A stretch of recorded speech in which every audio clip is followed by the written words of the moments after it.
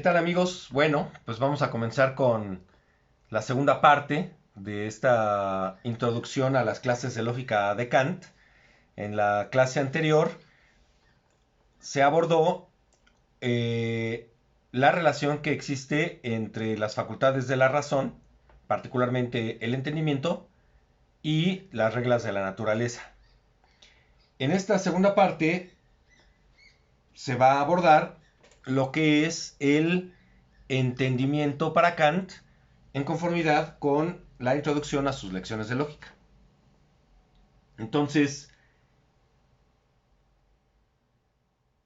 ante todo me gusta explicar lo siguiente. En mis clases esto lo hago con frecuencia. Creo que una de las ventajas de saber hablar otros idiomas es el poder entender más profundamente el pensamiento humano. Los lenguajes, las palabras, los lenguajes, que están conformados evidentemente por una cantidad exorbitantes de símbolos y de signos, y en este caso particular, cuando es un lenguaje que le llamamos gramatical o verbal, nos ofrecen una rica fuente de lo que es la mente de los demás, ¿no? De otras culturas y, y de las personas que han logrado generar nuevos conceptos, sin importar si son conceptos o nociones, ¿no? Así que cuando abordo el tema del entendimiento, me gusta, me gusta siempre ofrecer la explicación de lo que considero es el entendimiento en conformidad con la cultura alemana.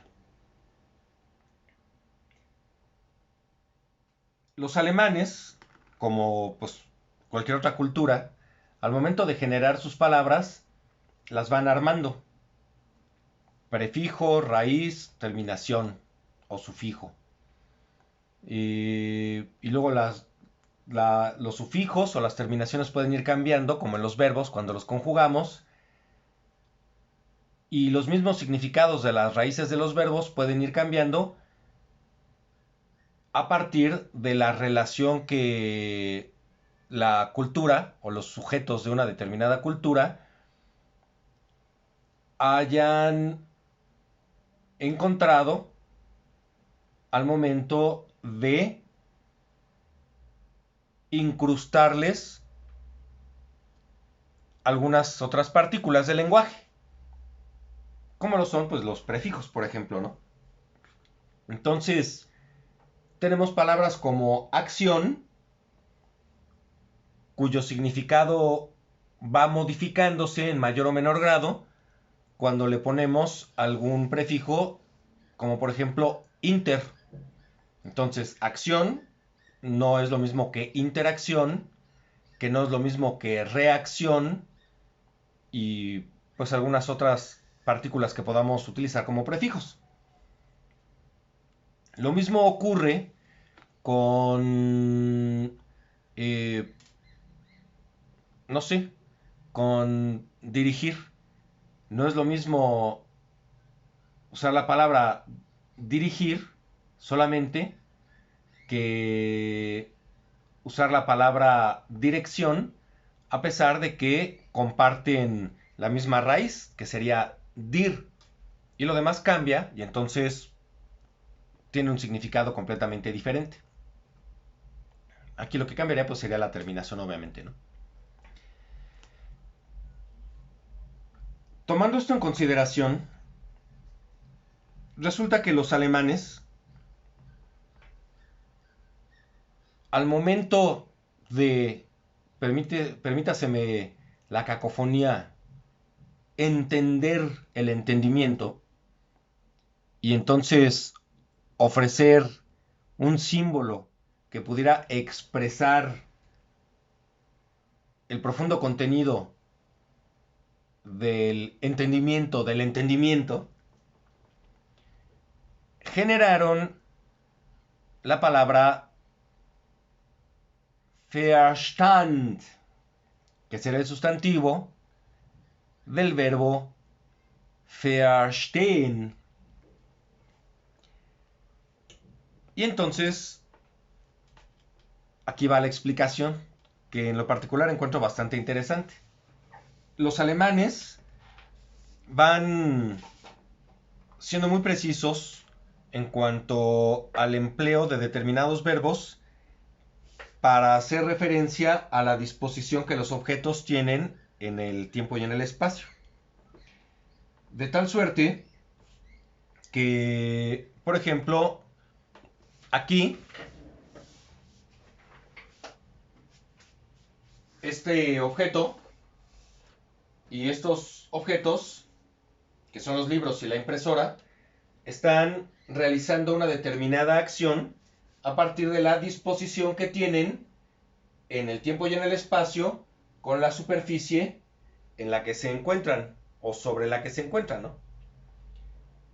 Sin embargo, este disco duro que está aquí, que voy a extraer, estaría llevando a cabo para los alemanes una acción distinta, en tanto que su disposición en relación a la superficie sobre la que se encuentra, su disposición espacial, es diferente a la disposición espacial de los libros o de la impresora. De tal suerte que mientras que el disco duro, al encontrarse en una disposición horizontal,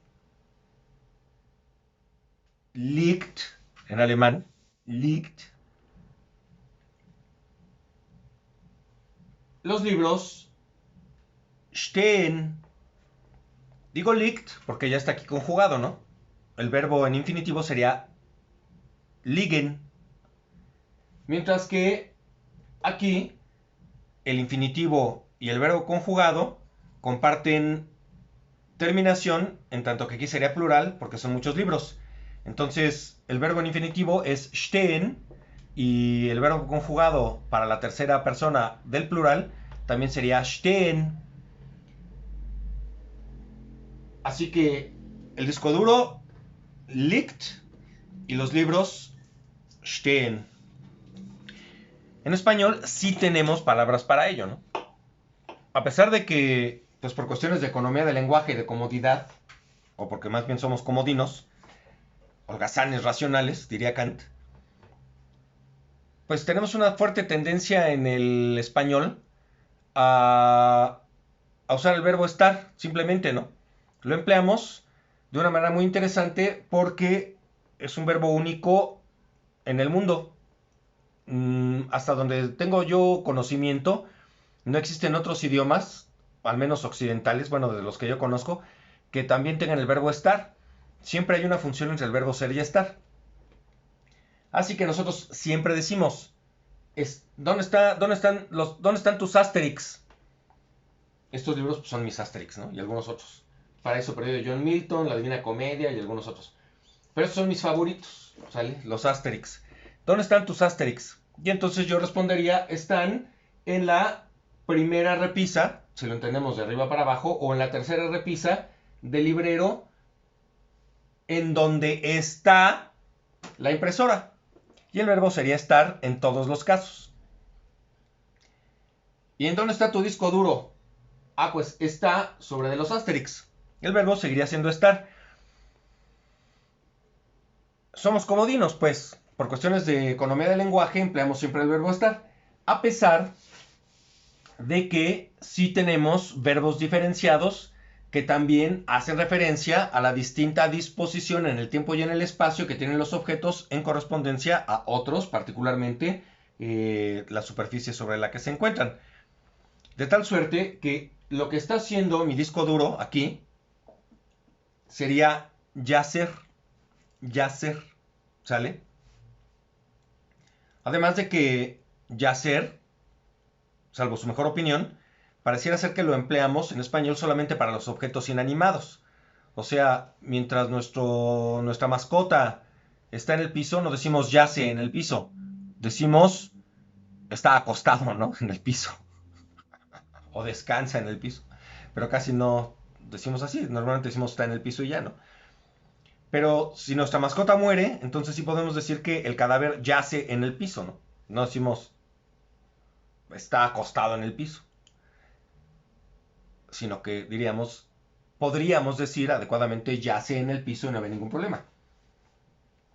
Ahora bien, lo que los Asterix están haciendo es erguir, yerguen en el librero.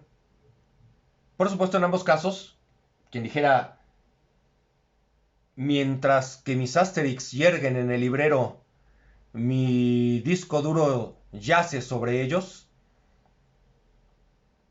pues esa persona estaría básicamente leyendo a Cervantes en ese momento o probablemente a Miguel Ángel de Quevedo o cosas por el estilo, ¿no? Porque pues no hablamos así en la cotidianidad. Y sin embargo lo podríamos decir, y a quienes hablan así de forma cotidiana, pues se les considera personas con un alto dominio del lenguaje. Los alemanes lo hacen con constancia. Los alemanes lo hacen con constancia. Una de las cosas también más sorprendentes de la cultura alemana es la paupérrima cantidad de interjecciones vulgares que han creado a lo largo de su vida, ¿no? Como pueblo. Tienen bien poquitas groserías. En cambio, los mexicanos tenemos una cantidad, pues, exorbitante de palabras altisonantes, ¿no? Y además las empleamos para cosas muy particulares. El problema es que estas palabras altisonantes tienen muchísimos significados. O sea, de tal suerte que, aunque hemos generado muchas groserías o muchas interjecciones vulgares, las empleamos en un número aún mayor de situaciones. Mientras que los alemanes no han generado palabras vulgares, groserías, en la cantidad en la que los mexicanos sí. Tienen algunas pocas, pero emplean a cambio de ello una extraordinaria precisión al momento de la selección de sus palabras para expresar sus ideas. No es pues una coincidencia que sean un pueblo altamente productor de filósofos, ¿no? Y de sociólogos. Sobre todo los filósofos tenemos como nuestra materia prima en la producción de nuestras obras el lenguaje. Entre más palabras se sepa, mejor se puede filosofar. Entre menos palabras se sabe, pues de menor calidad será el pensamiento filosófico. Así, regresando al tema del entendimiento, el verbo entender se dice verstehen, mientras que el sustantivo entendimiento se dice Verstand. Dicho en otras palabras, el sustantivo entendimiento en español, si la traducción fuera absolutamente literal, sería pues lo entendido. Estaría ya conjugado el verbo verstehen. Si sabemos que stehen significa erguir y quien yergue lo hace de una manera poco dinámica, es más bien una condición estática precisamente, por eso nosotros siempre decimos está parado, está. Y por lo tanto es también una condición pasiva, no movible. En el momento en el que te mueves dejas de estar erguido para estar doblado o para estar acostado. A este stehen los alemanes le combinaron la partícula fea, que se escribe V de vaca ER, ver, ¿no? Y este fea tiene la operatividad lingüística siguiente. Transforma la esencia, transforma la substancia significativa de la raíz del verbo. Cada vez que en alemán se encuentra la partícula fair, se sabe que la raíz del verbo original, el significado, la raíz significativa original, la sustancia significativa que dije hace unos instantes, se ha transformado en algo completamente diferente. Führen es manejar o guiar. Por eso Hitler pues le decían el Führer, ¿no? El que iba a llevar al pueblo alemán a la victoria, a la supremacía, ¿no? Eso era lo que les decía. Se supone que eso era lo que querían, ¿no? Si no, no hubieran votado por el partido nazi, pero lo hicieron. Y entonces pues era el Führer. Pero hoy en día ya no es conocido como el Führer, sino hoy le dicen, obviamente a manera de broma, pues el Verführer, o sea, el seductor. Porque en lugar de guiarte a donde el pueblo quería, el seductor te guía a donde él quiere, ¿no? ¿Se entiende el empleo del prefijo fea? Espero. Entonces, cuando a stehen se le antepone fea, para decir verstehen, lo que los alemanes están pretendiendo decir es lo siguiente: que una persona que aún no ha entendido, esto para mí es maravilloso, ¿no? Cuando una persona no ha entendido algo, está firme, así en su posición, está erguido, está colocado en una determinada postura, colocado en una determinada posición, y de allí no se mueve porque no ha podido entender nada más que pues, su propia visión de las cosas, y no está dispuesto a entender ninguna otra, no está dispuesto a escuchar ninguna otra. Cualquier cosa que se le diga le parece ofensivo, y entonces se reafirma más en su postura, y ahí se queda inmóvil, inamovible para toda la vida, sin poder entender propiamente lo que el mundo es. Pero súbitamente, cuando logra descolocarse,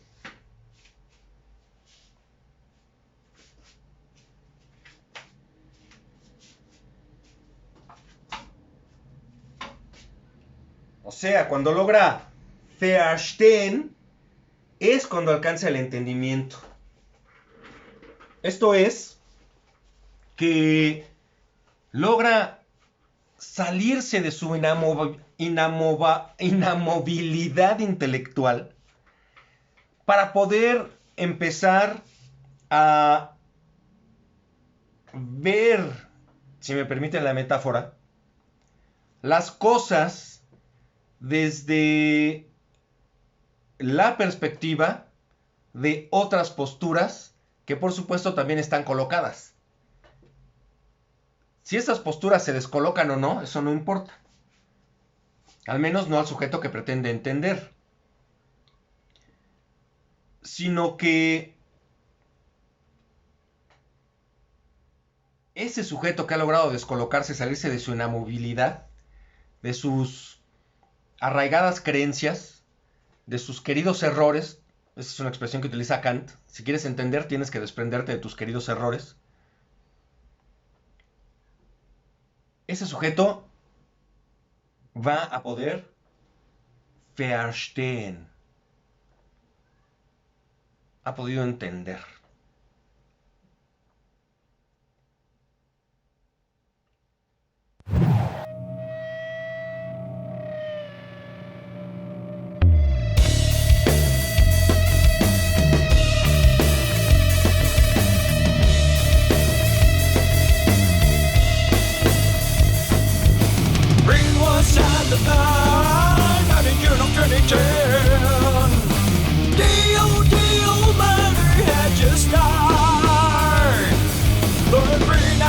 Surrender